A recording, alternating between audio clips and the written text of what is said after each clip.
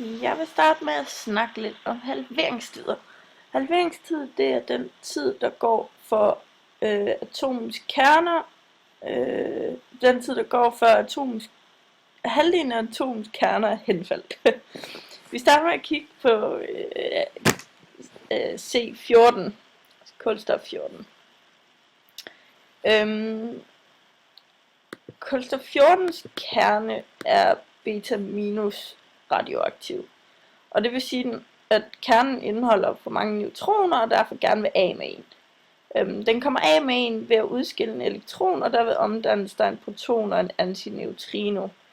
Den her proton gør, at når C14 henfalder, så vil den henfalde til et nitrogen 14 atom. Og det er fordi, at protonstallet jo stiger med 1, så den bliver til 6, den går fra 6 til 7. Op ved halveringstid, så kan vi se, at halvdelen af atomens kerner er henfaldet ved ca. 6.000 år.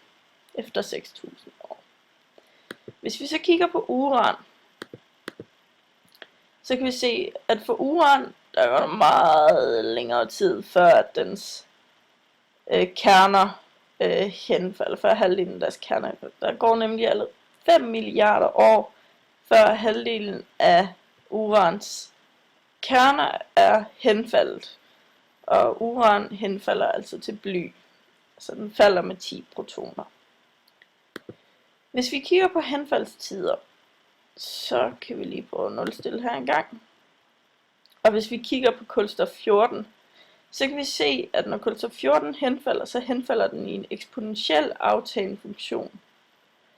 Altså er sammenhængen mellem de henfaldte kerner og tiden, den må være omvendt proportional. Den eksponentielle model, den kan beskrives ud fra henfaldsloven.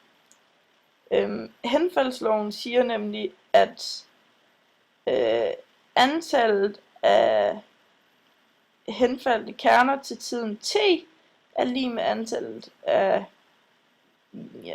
kerner i starten gange en halv opløftet i tiden divideret med halveringstiden.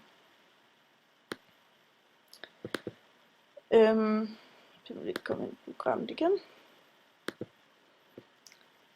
Og det samme skulle gerne være gældende for uran.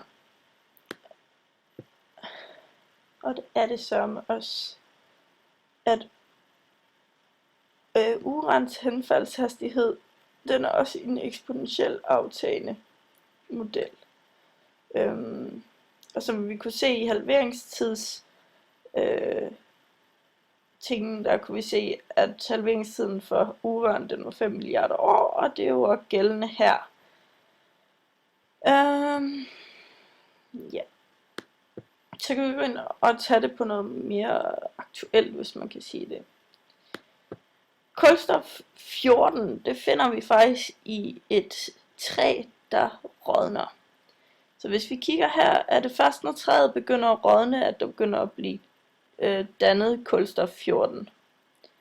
Og vi kan se igen, at kulstof 14, den bliver målt i en eksponentiel aftagende model. Og cirka ved 50%, der måler vi vores halveringstid til 6.000.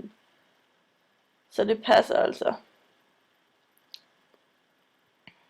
Hvis vi prøver at måle på uran, det måler vi for eksempel i vulkansten. Det kommer med.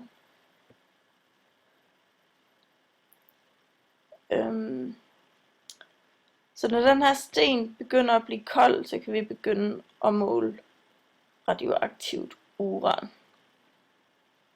Og det kan vi se her.